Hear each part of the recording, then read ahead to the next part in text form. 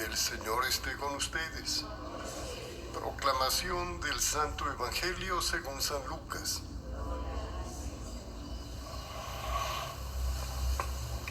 En aquel tiempo Jesús se hizo acompañar de Pedro, Santiago y Juan y subió a un monte para hacer oración. Mientras oraba, su rostro cambió de aspecto y sus vestiduras se hicieron blancas y relampagueantes.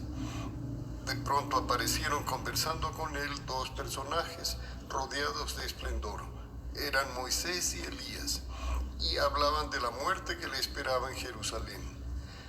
Pedro y sus compañeros estaban rendidos de sueño, pero despertándose vieron la gloria de Jesús y de los que estaban con él.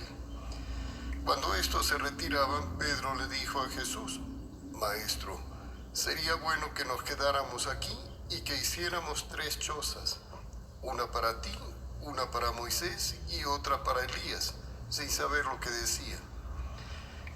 No había terminado de hablar cuando se formó una nube que los cubrió, y ellos, al verse envueltos por la nube, se llenaron de miedo. De la nube salió una voz que decía: Este es mi Hijo, mi escogido, escúchenlo. Cuando cesó la voz, se quedó Jesús solo. Los discípulos guardaron silencio y por entonces no dijeron a nadie nada de lo que habían visto. Esta es palabra del Señor. Tengan la bondad de sentarse.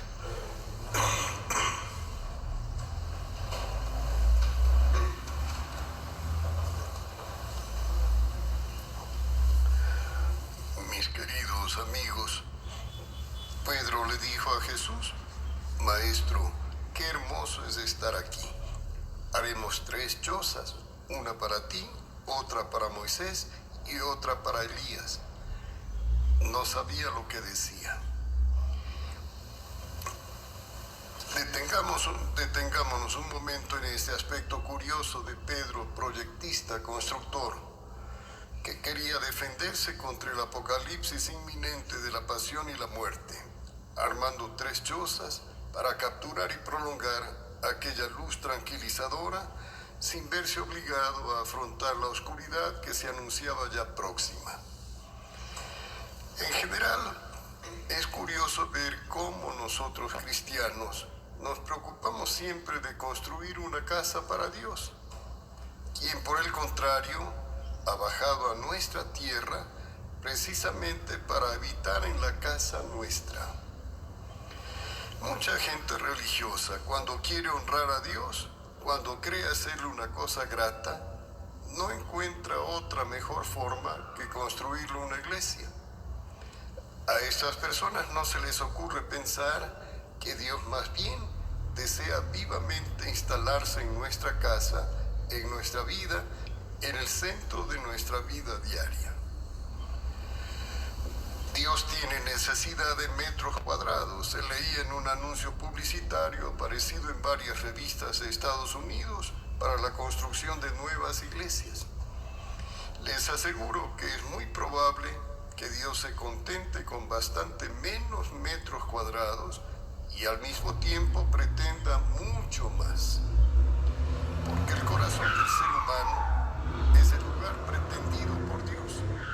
Y ese lugar no tiene nada que ver con ladrillos ni con metros cuadrados. No había sitio para ellos en la posada, decía el Evangelio de Lucas, cuando Jesús iba a nacer. Hay cristianos que evidentemente se sienten todavía culpables por aquel desaire y quisieran remediarlo.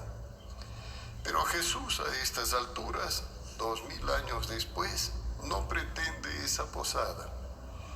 La hospitalidad que Él espera es aquella más interna, más doméstica. Y pensemos también que el planteamiento de Pedro de hacer 3 chozas quizás responde al deseo humano inconsciente, por propia comodidad, por seguridad, de tener a Dios a distancia, circunscribir su presencia en lugares y tiempos bien definidos. El domingo a las 7 de la mañana en Teleamazonas. Pero ciertamente Dios no se contenta con nuestros buenos deseos, porque con la encarnación él ha elegido otro juego bastante más serio, aquel de compartir en todo momento la realidad de nuestra vida diaria. Me decía hace un tiempo un viejo amigo, un sacerdote: créeme, Alan, el misterio más difícil de digerir en nuestra fe no es el misterio de la Trinidad, sino el de la encarnación. ¿Te das cuenta? Porque ¿quién acepta tener a un Dios metido siempre entre los pies?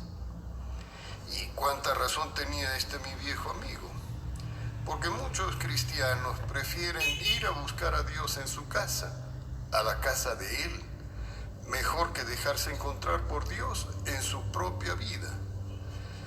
Prefieren permanecer de rodillas durante un tiempo frente al sagrario y después, una vez que se ponen de pie, tener la libertad de recorrer su propio camino sin ese riesgo de encontrarse a Dios a cada momento.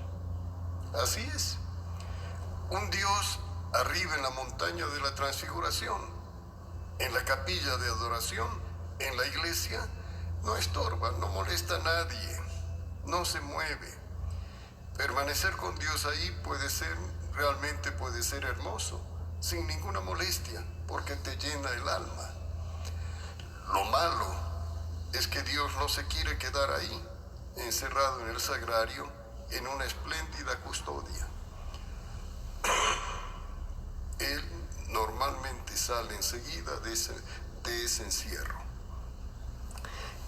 Y con su compañía en nuestra vida nos empuja a la vida normal, al asfalto, al tufo de los tubos de escape,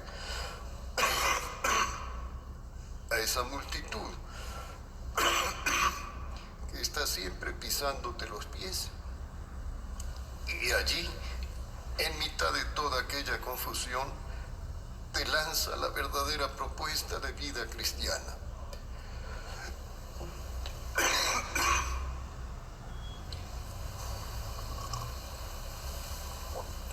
Y nos dice: es hermoso para mí estar contigo. Si quieres, entro en tu alma, formo parte de tu vida en todo momento para apoyarte y ayudarte en las decisiones más importantes de tu vida. Y a nosotros entonces nos toca responder a esta propuesta del Señor. En el nombre del Padre, y del Hijo, y del Espíritu Santo. Amén.